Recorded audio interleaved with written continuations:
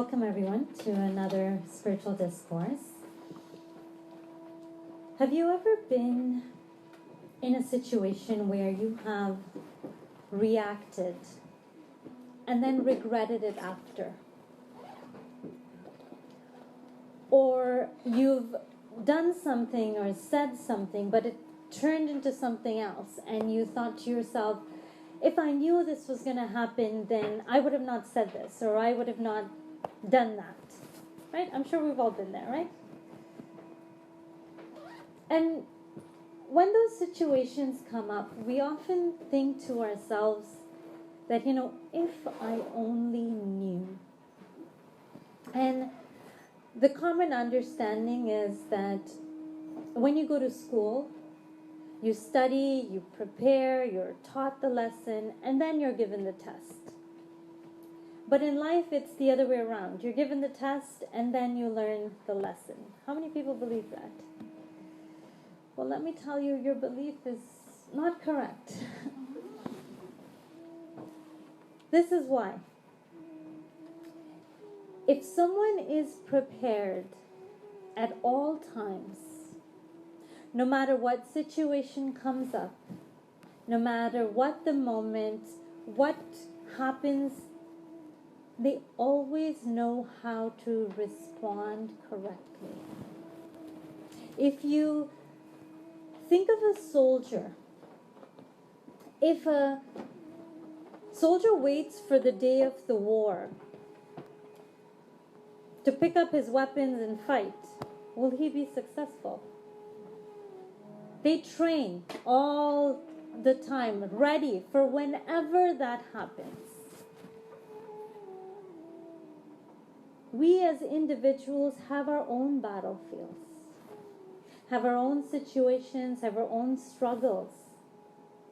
But if we are prepared at every moment, then there will never be a time where there's a situation and we think to ourselves that, oh, I wish I didn't see that, or I wish I didn't react like that, or I wish I didn't do that. But the question is, how do we keep ourselves prepared all the time? I want to share a story with you. This is of a king who was a very noble king. He was known to be fair to the people of his kingdom. He was known to take care of the people of his kingdom. He always made sure everyone had the necessities of life. His name was Parikshit. But one day, as Parikshit was out hunting, he had spent few hours in the forest and was dehydrated, was struggling for wanting some water just to quench his thirst. And as he wanders around in the forest, he comes to the house of a rishi, a saint. And this saint had taken a vow of silence, so was immersed in meditation. His name was Shamik. So Parikshit asks him for some water, but because he was too connected to his internal journey, to his soul, he didn't hear anything. He didn't respond. Parikshit asked for a few times, please, I just need some water. He tried to walk around the house to see if he could find something, but he was not lucky. As he was understanding that he was not going to receive water, this anger started to rise within him. And he remembered that I am a king. Why am I asking for this? So he demanded that this saint get up and give him some water. But still there was no response from the saint. He was very, very upset, needless to say. And huffing and puffing, he walks out of the house of the saint. And as he had just gone a little further away, he saw a dead snake. He picked up the snake with his arrow, walked back to the saint's house, and dropped the snake around his neck out of anger for not giving him water. And he left. He makes his way home. On the other hand, Rishi Shamik's son, Shringi, heard about what happened. Heard that this king dropped this dead snake around his father while he was meditating.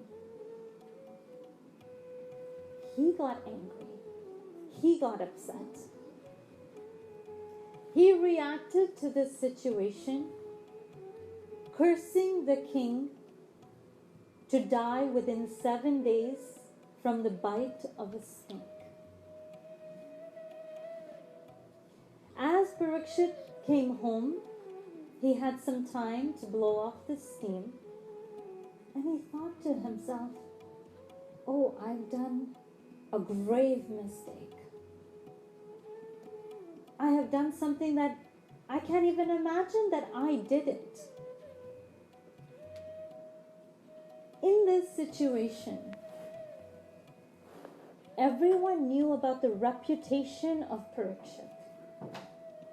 Everyone knew he was a kind king. But in that moment, he made a mistake. He reacted under anger.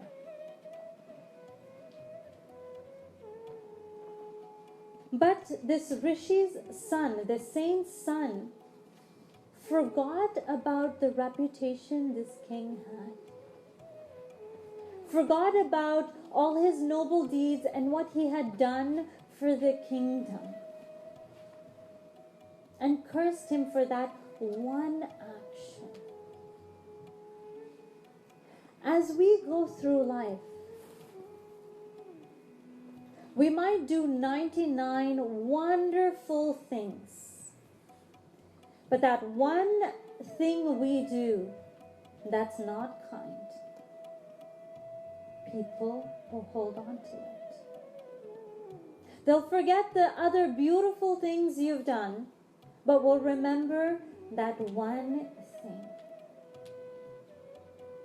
And it's not out of choice. It's because of how they were made to feel in that moment.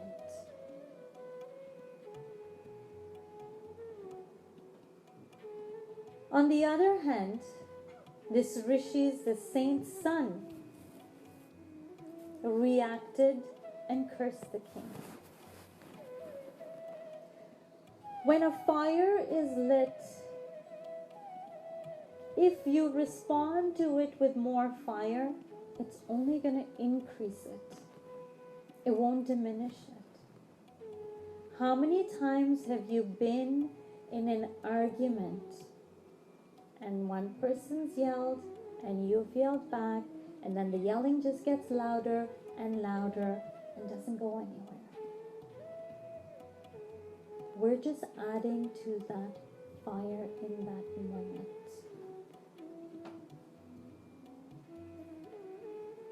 The story goes further that when Parikshit realizes that he's made a mistake, and he finds out that the saint's son has cursed him to die in 7 days, he realizes he has 7 more days, that's it. He immediately gives up his kingdom, tells his son to take over. And he goes to saints and sages to ask them, what do I do now to prepare for death? What can I do, or what am I supposed to do in order to be ready for death? We all know that it's an inevitable part of life. But we forget. We get caught up in our everyday lives, everyday situations, and we forget that we're only here just like people who are visiting a place. When you go on a vacation, you know that this is not home. You're here to stay for a few days, enjoy yourself, but then you are to return home. Like that, we've come on a vacation here temporarily in this body. But at some point, we are to return back home. And if we do not know where home is, if we do not know what that destination is, how are we going to make ourselves there? How are we going to get there? What is the path we're going to take? What road are we going to take to get there? So for these 7 days, Parikshit had a warning. For some of us, we don't even get that. But for these 7 days, he had just one thought in his mind. That I want to be prepared for that moment. He went to as many saints, as many sages that he could find in town to ask, what can I do to prepare myself? And there is a saint by the name of Sukadev Muni who he comes across. And often the story is told that for 7 days he listened to the stories of all the incarnations of God from the beginning of time. And the 7th day he passes away, being connected. But what is often forgotten in this story is that Sukadev Muni provided him with a technique to stay connected. With the eternal technique to connect to your soul within. And in those 7 days, Parikshit was so intensely connected to that Shakti, that power within himself, that before he was bit by the snake, his soul was already connected to that Supreme Soul. His soul had already left the body to go back home.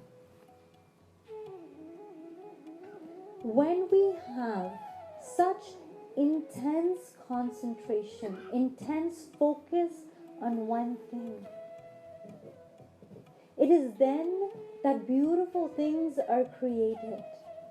It is then that we attain what it is we want to attain. For a musician, when they want to come up with a new tune, with a new melody, they sit, connect with themselves. And that tune that they create first is created within them. It is only after that they bring it to instrument. But that melody is first created and first heard within themselves before they actually create it. Beethoven was almost deaf. But he created these melodies when he sat in oneness with himself. When he had just one thought, that I want to create a melody. I want to create something new. And in that focus, that concentration, it gave birth to a melody. Albert Einstein, we often call him crazy. But he knew he had to discover why everything that went up came down. He knew he had to discover what energy was. And he spent hours and hours in his lab and discovered all these theories that we connect to today. Out of utmost focus and concentration is where beautiful things are created. For people who come up with great business plans, new ideas, where do they come up with this? They don't read about it, they don't learn about it, and some of us might say experience brings it. But if you can have that one thought that I want to create a beautiful business plan that does this, and that one idea becomes your life. You eat it, you breathe it, you think it, you dream it in every muscle, every nerve of your body. That is the only thing you are thinking. That is where that business plan comes out of creation. The power of God exists within each and every one of us. We just don't recognize it. We're just not aware of it. But from time to time, saints and sages came on earth to help us recognize that potential. To teach us the art of being so focused and so connected that no matter what we want out of this life, we get. And it can happen anywhere. You walking down the street. For Archimedes, it came while he was in his tub. His principle of that how much water is displaced is equal to the weight of the body that comes into the water came while he took a jump into his bathtub. So these discoveries can come anywhere. We have a choice. We come into this world, we go through the everyday routine, and we leave. But today we remember those people who tapped into their source and invented something, discovered something, created something that we benefit from today. Thomas Edison gave us the light bulb.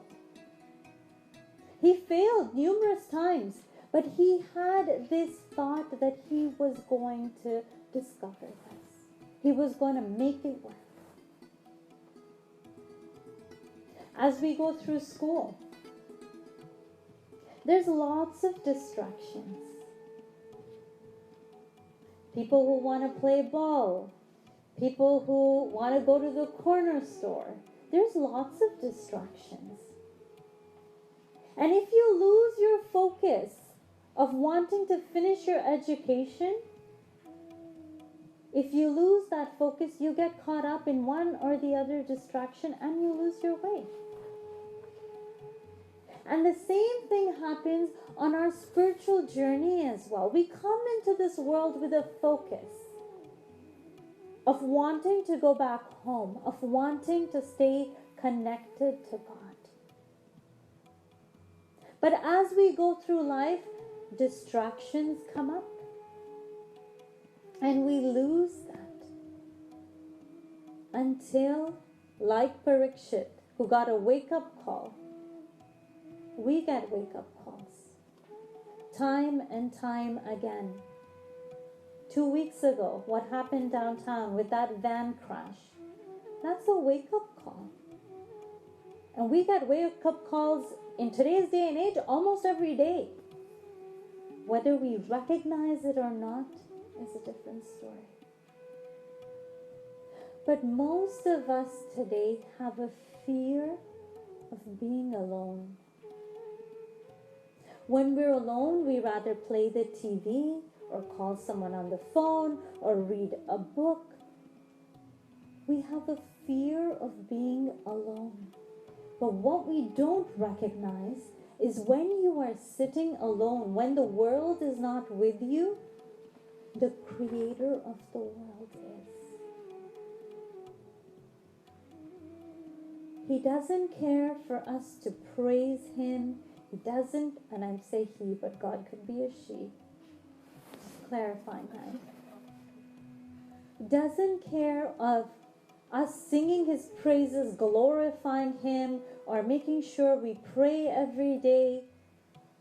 But what God is looking for is for us to build a relationship with him. For us to have a personal relationship with God. For us to connect to that power so that we can reveal that potential that exists within us.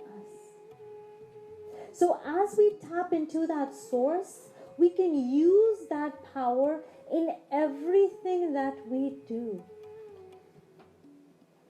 And be successful in every aspect of our life, whether it be work, whether it be school, whether it be relationships, whether it be coming up with a great business plan, whether it be a better music player. It doesn't matter what aspect of life it is. Today we pray. But how many times has that prayer just become a ritual? Oh, I just got to do my 2 minutes and I got to go. But prayer was a technique suggested by saints and sages for us to build that connection with God. And when someone prays with such intensity, they can feel the energy. They can feel that power. To make it easier, in today's day and age, Sri Ashutosh Marji, whose picture you see in front of you, started bestowing his disciples with the eternal technique that we call Brahmgyan. A very simple technique through which when the third eye is awakened, you see God within you. You see that eternal form of that light within yourself. You see your destination. And then you know what path to travel in order to get there. If you did not have the address of this place today, you wouldn't make it here. You wouldn't just get in your car and drive and hope you'd get there. So why do we do that for our spiritual path? Oh, let me just try this and see if it works for me. And that's why we go. Maybe from one experience to the next, try this, try that. Because deep inside our soul is seeking, our soul is looking for something. But what we haven't spent time on is recognizing what is it that I'm looking for? What is it that my soul is seeking? And when we can come to the realization that we are looking for a practical, for a personal relationship with God, when that becomes our focus, when that becomes our utmost desire, then the path finds us, we don't find it. Guru finds us, we don't find him. But provided that becomes our focus. And then what Guru does is awaken that third eye, show you that light of God within. And as you continue to connect to this light, you become like that prepared soldier. No matter what situation you're in, you would never react. You will always respond. Every thought of yours Every word out of your mouth, every action of yours will be guided by that guide inside. So it will always be beneficial. Whether it's for you, whether it's the people you interacted with, whether it's the people around you, whether it's society at large, it will always be beneficial. Every single thought, every single action. And that is the gift that Guru has given us. For us to become embodiments of perfection. And if you think to yourselves, I'm only human, then that's all you're going to say, just human. But we say God made man in his own image. We have the power, the capacity, the potential that God has. We're the only species that has this power. But if we want to reduce that to just like the other plants, trees, and animals who just come, survive, and get through life and go, that's our choice. But if we want to find that peace in every moment of our life, find that contentment in every situation, good or bad. I'm not saying bad situations won't come up. They will come up. Probably come up even more. Because God knows you can handle it. But you will always be that prepared person. You will never hit the bed any night thinking to yourselves, why did I do that? Or why did I react like that? Each one of us has come into this world with our own personal guide. Someone to direct our path, to be our GPS for us. But the need is for us to connect. Find that connection to that guide within. Sri Ashutosh Marji has made it very simple compared to what saints and sages did in the past. What all those incarnations of God did in the past. It was much harder then. So if you haven't already, I welcome you to the house of Divya Jyoti to experience for yourself. See that light of God within you and connect to it on a daily basis in every moment with every breath. And if you already have Brahmgyan, then practice it as much as you can. With as many breaths as you can, stay connected. If you are a Brahmgyani and you react to situations just like every other person on the street, then you've got a valuable jewel that you're not putting to use. You've got that secret technique that you're not putting to use. The wake-up call will keep coming. We need to recognize it. On that note, we'll conclude today's discourse. Thank you all for joining. Till next time, stay safe. God bless.